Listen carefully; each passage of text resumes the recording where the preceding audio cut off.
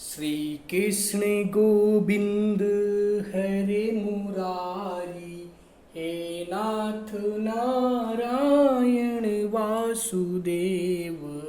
श्री कृष्ण गोविंद हरे मुरारी, हे नाथ नारायण वासुदेव।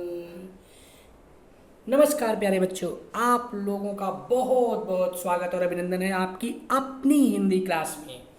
प्यारे बच्चों, आज का जो विषय है वह क्लास 9th और 10th दोनों कक्षाओं के लिए अति महत्वपूर्ण है।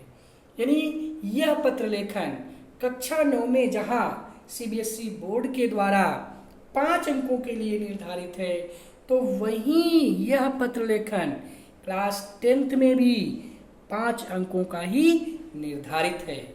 और यह एक ऐसा प्रकरण है जो क्लास 9th और क्लास 10th इतना ही नहीं, अन्य क्लास के बच्चों के लिए भी, विद्यार्थियों के लिए भी यह बहुत ही उपयोगी प्रकरण है। तो प्यारे बच्चों, आइए चलते हैं, हम लोग पढ़ते हैं आज का जो हमारा प्रकरण है, पत्र लेखन। जब हम अपने सुख दुख, अपनी समस्या अथवा निमंत्रण आदि को एक कागज पर लिखकर दूसरों के पास भेजते हैं तो इसे पत्र लेखन कहते हैं। तो हमारा जो प्रश्न है कि पत्र लेखन किसे कहते हैं, पत्र लेखन है क्या, तो उसका उत्तर यह है कि जब हम अपने सुख दुख, अपनी समस्या अथवा निमंत्रण आदि को एक कागज पर लिखकर दूसरे के पास भेजते हैं तो इसे पत्र लेखन कहते हैं। पत्र एक दूसरे को संदेश पहुंचाने का माध्यम होते हैं। इनके द्वारा घर परिवार के समाचार, अपने मन के भाव और विचार आदि प्रकट किए जाते हैं। मित्रों, संबंधियों, संपादकों, सरकारी अधिकारियों आदि को पत्र लिखे जाते हैं। पत्र लिखना एक कला है। अब हमारा अगला प्रश्न है कि पत्र लेखन का महत्व क्या है। तो पत्र लेखन का महत्व निम्नलिखित है। सबसे पहला कि पत्र के द्वारा हम अपना संदेश दूसरे तक आसानी से पहुंचा सकते हैं। नंबर 2, पत्र में लिखा संदेश स्थायी होता है। नंबर 3, पत्र में हम अपनी बात को विस्तार से भी समझा सकते हैं। नंबर 4, पत्र संदेश भेजने का सस्ता, सरल व सर्वोत्तम साधन है।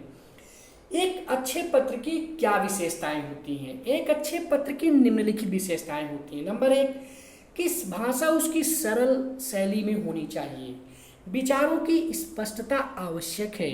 प्रारूप के अनुसार लिखकर भाषा को प्रभावी बनाया जा सकता है। जिस पत्र में जितनी स्वाभाविकता होगी वह पत्र उतना ही प्रभावकारी होगा। इसके बाद हमारा अगला प्रश्न है कि पत्र कितने प्रकार के होते हैं। तो उत्तर है हमारा कि पत्र 2 प्रकार के होते हैं, एक औपचारिक पत्र और दूसरा अनौपचारिक पत्र। जो औपचारिक पत्र है वह किसे कहते हैं, यानी औपचारिक पत्र किसे कहते हैं? जिन लोगों के साथ हमारे पारिवारिक अर्थात घरेलू संबंध नहीं होते हैं उनको लिखे जाने वाले पत्र को हम औपचारिक पत्र कहते हैं। जिन लोगों के साथ हमारे पारिवारिक संबंध अर्थात घरेलू संबंध नहीं होते हैं उनको लिखे जाने वाले पत्र औपचारिक पत्र कहलाते हैं। जैसे प्रधानाचार्य को पत्र लिखना, संपादक महोदय को पत्र लिखना, व्यापार से संबंधित पत्र, ये सभी पत्र आपके औपचारिक पत्र के अंतर्गत आते हैं। इसके बाद फिर औपचारिक पत्र कितने प्रकार के होते हैं? औपचारिक पत्र प्रमुख रूप से निम्न प्रकार के हैं, जैसे आवेदन पत्र, शिकायती पत्र, संपादकीय पत्र, पूछताछ संबंधी पत्र, सूचना आदि जानकारी देने हेतु पत्र, व्यवसायिक पत्र, अन्य पत्र जैसे निवेदन, प्रशंसा, अनुरोध हेतु इत्यादि। ये सभी पत्र आपके औपचारिक पत्र के अंतर्गत आते हैं। तो औपचारिक पत्र के अंतर्गत कौन कौन से पत्र आते हैं? आवेदन पत्र, शिकायती पत्र, संपादकीय पत्र, पूछताछ संबंधी पत्र, सूचना आदि जानकारी देने हेतु पत्र, व्यवसायिक पत्र, अन्य पत्र जैसे निवेदन, प्रशंसा, अनुरोध इत्यादि। इसके बाद फिर हमारा अगला प्रश्न है कि अनौपचारिक पत्र किसे कहते हैं? जिन लोगों के साथ हमारे पारिवारिक अर्थात घरेलू संबंध होते हैं उनको लिखे जाने वाले पत्र को अनौपचारिक पत्र कहते हैं। जैसे मित्र, माता पिता, मामा, चाचा, भाई आदि को जो पत्र लिखा जाता है उसे हम अनौपचारिक पत्र कहते हैं। अर्थात जिन लोगों के साथ हमारे पारिवारिक अर्थात घरेलू संबंध होते हैं उनको लिखे जाने वाले पत्र अनौपचारिक पत्र होते हैं। जैसे मित्र, माता पिता, मामा, चाचा, भाई आदि को लिखे गए पत्र। इसके बाद अब हम लोग चर्चा करेंगे अनौपचारिक पत्र की, यानी जिन व्यक्तियों के साथ व्यक्तिगत तथा पारिवारिक संबंध होते हैं उन्हें लिखे जाने वाले पत्र को अनौपचारिक पत्र कहते हैं। जैसे माता पिता, भाई बहन, संबंधियों तथा मित्रों को लिखे जाने वाले पत्र अनौपचारिक पत्र कहलाते हैं। अनौपचारिक पत्र किस तरह से लिखा जाता है, आइए हम लोग इसके विषय में अध्ययन करते हैं। यदि आपको अनौपचारिक पत्र लिखना है तो सबसे पहले सबसे ऊपर बाईं ओर पत्र लिखने वाले का पता लिखेंगे। इसके नीचे दिनांक लिखेंगे। दिनांक लिखने के बाद जिसे पत्र लिखते हैं उसे संबोधित करेंगे। आदरणीय दादाजी, पूजनीय नानी जी, आदरणीय पिताजी, श्रद्धेय ताऊ जी, आदरणीय भैया, प्रिय दीदी, प्यारे भाई और प्रिय मित्र इत्यादि। इसके बाद जो चौथा पॉइंट है वह यह है कि संबोधन शब्दों के नीचे सम्मान सूचक शब्द यानी अभिवादन जरूर लिखें। जैसे प्रणाम, सादर प्रणाम, चरण स्पर्श, नमस्कार, आशीर्वाद, सुखी रहो, प्रसन्न रहो आदि। नंबर 5, पत्र के पहले अनुच्छेद में सामान्य शिष्टाचार के शब्द जैसे आप कैसे हो, यहाँ हम सब सकुशल हैं आदि लिखें। नंबर 6, अगले अनुच्छेद अथवा अनुच्छेदों में विषय को विस्तार दें। नंबर 7, अंतिम अनुच्छेद में 1-2 वाक्यों पर घर के अन्य सदस्यों के प्रति अभिवादन को लिखें। तो इस तरह से आपको अनौपचारिक पत्र लिखते समय इन बातों का ध्यान देना है। सबसे पहली बात तो आपको यह ध्यान देना है कि यदि आपको अनौपचारिक पत्र लिखना है तो सबसे पहले सबसे ऊपर बाईं ओर पत्र लिखने वाले का पता लिखेंगे। नंबर 2, उसके नीचे फिर आप दिनांक लिखेंगे। फिर दिनांक के बाद आपको संबोधन लिखना है। जैसे आदरणीय दादाजी, पूजनीय नानी जी, आदरणीय पिताजी इत्यादि।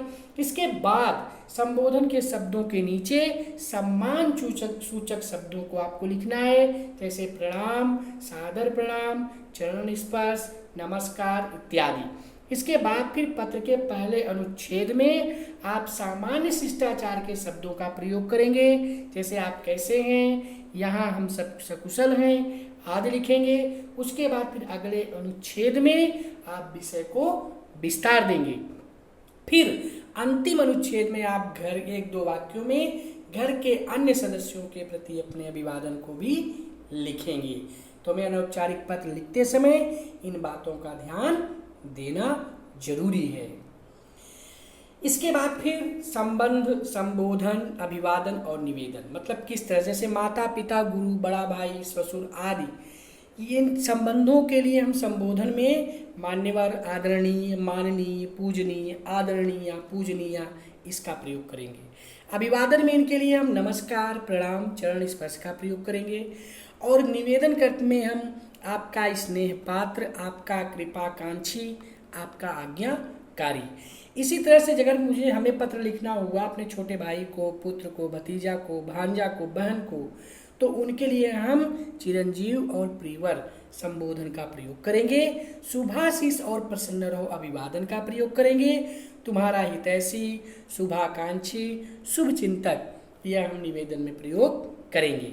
इसी तरह से अगर हमारा मित्र है, सहपाठी है या बराबर की आयु वाले हैं तो हम उनके लिए संबोधन में प्रिय या मित्रवर, प्रिय, मित्रवर, प्रियवर आदि का प्रयोग करेंगे। अभिवादन के लिए हम नमस्ते, सस्नेह, मिलन इत्यादि का प्रयोग करेंगे। और निवेदन में तुम्हारा सुहृद, मित्र, स्नेही, तुम्हारी सखी इत्यादि को लिखेंगे। अधिकारियों और प्रकाशकों या पुस्तक विक्रेताओं को हम संबोधन में श्रीमान, श्रीमती और महोदया का प्रयोग करेंगे। हम उनके लिए अभिवादन का प्रयोग नहीं करेंगे और निवेदन में हम भवदीय या आपका या आपकी शब्द का प्रयोग करेंगे। अधिकारियों के लिए भी इसी तरह से श्रीयुत, मान्यवर, श्रीमान का हम संबोधन प्रयोग करेंगे, लेकिन उनके लिए भी हमें अभिवादन नहीं करना है। सिर्फ निवेदन में हम प्रार्थी, निवेदक, आपका कृपाकांक्षी इत्यादि लिख करके जो है हम अपने अनौपचारिक पत्र को लिखेंगे। तो इस तरह से हमें जो है यहाँ पर पत्र लेखन से संबंधित जो महत्वपूर्ण बातें हैं उन पर हमें ध्यान देना है। इसके बाद फिर हमारा प्रश्न यह बनता है कि अनौपचारिक पत्र कितने प्रकार के होते हैं। तो जो अनौपचारिक पत्र है वह निम्न प्रकार का होता है: बधाई पत्र, शुभकामना पत्र, निमंत्रण पत्र, निवेदन पत्र, संवेदना सहानुभूति सांत्वना पत्र, नाराजगी खेद पत्र, सूचना वर्ण संबंधी पत्र, आभार प्रदर्शन पत्र, अनुमति पत्र, सुझाव सलाह पत्र, क्षमा याचना एवं आश्वासन संबंधी पत्र। तो अनौपचारिक पत्र इस तरह से निम्न प्रकार के होते हैं: बधाई पत्र, निमंत्रण पत्र, शुभकामना पत्र, आभार पत्र, निवेदन पत्र, अनुमति पत्र, संवेदना सहानुभूति सांत्वना पत्र, सुझाव सलाह पत्र, नाराजगी खेद पत्र, क्षमा याचना एवं आश्वासन संबंधी पत्र, सूचना वर्णन संबंधी पत्र। इस तरह से प्यारे बच्चों हम लोगों ने पत्र लेखन के अंतर्गत इसके प्रथम भाग का अध्ययन किया। आज के लिए बस इतना ही। धन्यवाद, नमस्कार, जय भारत, जय हिंदी।